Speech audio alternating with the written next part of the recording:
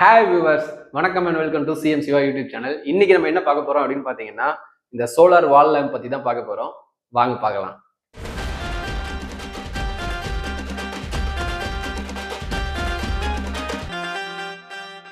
இந்த லைட் வந்து பார்த்தீங்கன்னா, நம்ம பாரிஸ்க்கு லேட்டஸ்டா போயிருந்தேன். அப்போ தான் வாங்கினேன்.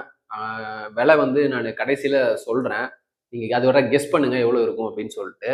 ஸோ இது என்னன்னா, ஜஸ்ட் நம்ம வெளியில வால்ல ஃபிக்ஸ் பண்ணிட்டோம் அப்படின்னா, அதாவது சன்ரைஸ் படுற மாதிரி ஏதோ ஒரு இடத்துல ஃபிக்ஸ் பண்ணிட்டோம்னா, அந்த சன்ரைஸ் மூலியமாவே வந்து இது சார்ஜ் ஆகிட்டு நமக்கு வந்து அது மூலியமா லைட் வந்து எரியும் அப்படின்னு சொல்றாங்க.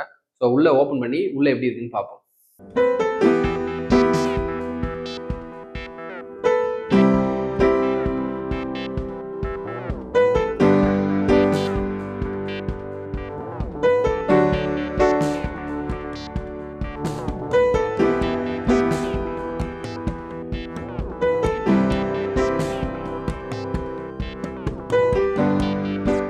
ஸோ இதுதான் வந்து பார்த்தீங்க அப்படின்னா பாக்ஸ்குள்ளே இருந்தது. லேம்பும் பார்த்தீங்கன்னா அதை ஃபிக்ஸ் பண்ணுறதுக்கான ஸ்க்ரூஸும் வந்து அதுலேயே கொடுத்துருக்குறாங்க. இதுதான் அந்த லைட்டு. பார்க்க ரொம்ப அழகா இருக்குல்ல, சூப்பராக இருக்குதுங்க உண்மையிலேயே பார்க்கறதுக்கு. பார்க்கறதுக்கு மட்டும் இல்லை, அதோட மெட்டீரியலும் பார்த்தீங்க அப்படின்னா வந்து நல்லாவே இருக்கு. அதேமாதிரி உள்ள அந்த லைட் பார்த்தீங்கன்னு வச்சுக்கோங்களேன், நம்ம அந்த பழைய இப்போல்லாம் எல்இடி பல்ப் மாற்றோம்ல, இது அந்த பழைய அந்த இன்கேண்டசன்ட் லேம்ப் மாதிரி இருக்குது.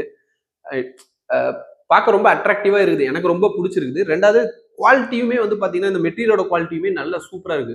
அந்த பாக்ஸ்ல பார்த்தீங்க அப்படின்னா மேட் இன் சைனான்னு போட்டிருந்துச்சா, எனக்கு பெரிய இது இல்லை, உடன்பாடு இல்லை. சரி, சைனானாலே கொஞ்சம் மொக்க ஐட்டமா இருக்கும் அப்படின்னு நினைச்சேன். பட் அதோட மெட்டீரியல் குவாலிட்டி சூப்பராகவே இருக்கு. எப்படி ஒர்க் ஆகும், எவ்வளோ நாள் ஒர்க் ஆகுங்கிறது தெரியல. நம்ம அதை போக போக பார்ப்போம். பட் இப்போ வர இது வந்து பார்க்கறதுக்கும் சரி, அதோட மெட்டீரியல் குவாலிட்டியும் சரி சூப்பரா இருக்குது. இப்போ பார்த்தீங்க அப்படின்னா, இதில் வந்து மேலே வந்து பார்த்தீங்கன்னா ஒரு சோலார் பேனல் வந்து கொடுத்துருக்காங்க. ஸோ இது வெயிலில் படுற மாதிரி தான் நம்ம வந்து மாட்டணும். அப்போ தான் அது வெயில் பட்டு அது வந்து உள்ளே வந்து பேட்டரி சார்ஜ் ஆகும். ஸோ அதே மாதிரி முன்னாடி பார்த்தீங்கன்னா ஒரு பவர் ஆன் பட்டன் கொடுத்துருக்காங்க. ஸோ இதை ஆன் பண்ணால் நமக்கு வந்து லைட் எரியும். இப்போ வந்து லைட் எரியாது. ஏன் அப்படின்னு பார்த்தீங்க அப்படின்னா, வெளிச்சம் இருக்கு பார்த்தீங்களா, பகலில் அதுவே ஆட்டோ டிடெக்ட் பண்ணிட்டு இருட்டாக இருந்தால் மட்டும்தான் வந்து லைட் எரியும். ஸோ அதை ஆன் ஆஃப் பண்ணுற பட்டன் கொடுத்துருக்காங்க. பக்கத்துலேயே ஒரு சென்சார் இருக்கு பார்த்து, அந்த சென்சார் வந்து எதுனா மோஷன் டிடெக்டர். ஸோ இதை ஆன் பண்ணி வச்சு ஏதாவது ஒரு மூவ்மெண்ட் இருந்தால் மட்டும்தான் எரியும். ஒரு நிமிஷம் எரிஞ்சிட்டு அதுக்கப்புறம் திரும்ப ஆட்டோமேட்டிக்காக ஆஃப் ஆகிடும். அந்த மாதிரி, ஏன்னா இது அவுட்டோரில் ஃபிக்ஸ் பண்ணுறது தான். ஸோ நம்ம அவுட்டோரில் ஃபிக்ஸ் பண்ணிட்டோம் அப்படின்னா, இது பகல் நேரத்தில் இந்த சோலார் மூலியமாக சார்ஜ் ஆகிக்கும். நைட் நேரத்தில் ஏதாவது ஆள் வந்தால் முன்னாடி ஏதாவது மூவ்மெண்ட் இருந்துச்சுன்னா மட்டும் ஆன் ஆகும். ஒரு நிமிஷம் கழிச்சு திரும்ப ஆஃப் ஆகிடும். அதுதான் ஆக மொத்தத்தில் இதோட ஃபங்க்ஷனு. இதுக்கு தனியாக வந்து பார்த்தீங்க அப்படின்னா எந்த ஒரு இபி சப்ளை எதுவுமே தேவையில்லை. இதை நம்ம ஜஸ்ட் வாலில் ஃபிக்ஸ் பண்ணி, அவங்க 2 ஸ்க்ரூ கொடுத்துருக்காங்க, வாலில் ஃபிக்ஸ் பண்ணிக்கணும். முக்கியமாக என்ன பார்த்துக்கணும் அப்படின்னு பார்த்தீங்கன்னா, இதில் லைட்டு, அதாவது வெயில் வந்து இதில் படணும், மேலே இந்த பேனலில் படுற மாதிரி பார்த்துக்கணும். அப்போ தான் வந்து பார்த்தீங்க அப்படின்னா இது வந்து சார்ஜ் ஆகும். ஸோ வீட்டுக்குள்ளே அந்த மாதிரிலாம் மாட்டிட்டோம் அப்படின்னு வச்சுக்கோங்களேன், ரொம்ப கஷ்டம். சார்ஜ் ஆகாது. அப்புறம் ரொம்ப சீக்கிரமாகவே ட்ரெயின் ஆகிடும். ஸோ இப்போ லைட் எரிஞ்சிட்டு இருக்கிறதுனால நமக்கு இதை ஆன் பண்ணி பார்க்க முடியல. இப்போ நான் என்ன பண்ணுறேன், இந்த லைட்டை ஆஃப் பண்ணிட்டு இருட்டில் வச்சுட்டு இந்த சைடு நின்று வெளிச்சத்தை ஸ்டாப் பண்ணிட்டு ஆன் பண்ணி பார்ப்போம். அப்பவும் ஆன் ஆகலை. ஸோ நான் லைட் எல்லாம் ஆஃப் பண்ணிட்டு ஒரு கம்ப்ளீட்டாக ஒரு இருட்டான கண்டிஷனில் வச்சுட்டு இதை ஆன் பண்ணி பார்ப்போம். ஓகே, மொபைல் ஃப்ளாஷ் தான், கொஞ்சம் வீடியோ இருட்டாக இருக்கும். ஏன்னா லைட்டை எரிய வச்சு காட்டுறதுங்கிறதுக்காண்டி எல்லா லைட்டையும் ஆஃப் பண்ணிட்டேன். இருட்டாக இருந்தால் மட்டும்தான் இந்த லைட் வந்து ஆன் ஆகும். ஸோ இப்போ பார்த்தீங்க அப்படின்னா, இப்போ இருட்டில் அந்த பவர் பட்டன் ஆன் பண்ணிட்டோன்னா பார்த்தீங்கன்னா எரியுது பார்த்தீங்களா, இதுதான் இதோட பிரைட்னஸ். அதே பட்டனை திரும்ப அமுக்கணும்னா கொஞ்சம் பவர் டிம்மாக வரும் இந்த லைட்டு. ஸோ இன்னொரு தடவை அமுக்கணும்னா ஆஃப் ஆகிடும். ஸோ இப்போ நம்ம வந்து பார்த்தீங்கன்னா ஒரு தடவை அமுக்குனா பிரைட்டாக எரியுது, 2வது தடவை அமுக்குனா மைல்டாக தான் இது எரியும். பட் அதை ரொம்ப நேரம் காட்ட முடியல. ஏன் அப்படின்னு பார்த்தீங்க அப்படின்னா, முன்னாடி ஆளுங்க மூவ் ஆகிட்டு இருக்காங்க, நான் கையை ஆட்டிகிட்டே இருக்கேன் பார்த்தீங்களா, அது வந்து என்ன ஆகுதுன்னா, ஸோ அதை டிடெக்ட் பண்ணிட்டு அது பிரைட்டாக எரிய ஆரம்பிச்சிருது. ஸோ 3வது தடவை அமுக்கணும்னா ஆஃப் ஆகிடும். இதுதான் இதோட ஃபங்க்ஷனு. ஸோ இப்போ வந்து பார்த்தீங்கன்னா நம்ம டே டைமில் இதை ஃபுல்லாக வந்து ட்ரில் பண்ணி ஃபிக்ஸ் பண்ணிடலாம். நாங்கள் ஆல்ரெடி ஒரு லொக்கேஷன்லாம் பார்த்து வச்சிட்டோம்.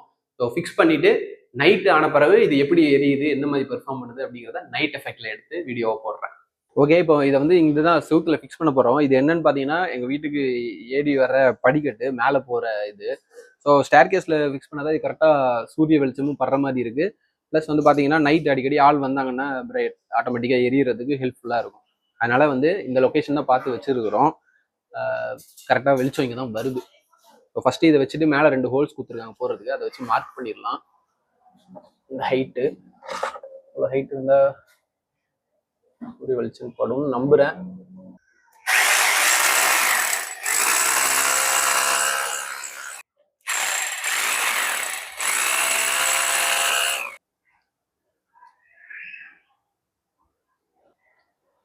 ஓகே, இப்போ நம்ம வந்து ஃபுல்லாக மாட்டி முடிச்சாச்சு. இப்போ நம்மளால செக் பண்ண முடியாது, ஏன்னா இங்கே வெளிச்சம் இருக்கிறதுனால அது எரியாது. ஸோ ஈவினிங் கொஞ்சம் வெளிச்சம்லாம் கம்மியான பிறகு தான் நம்ம இதை செக் பண்ணி பார்க்க முடியும். நம்ம இதுக்கப்புறம் ஈவினிங் வந்து எடுப்போம்.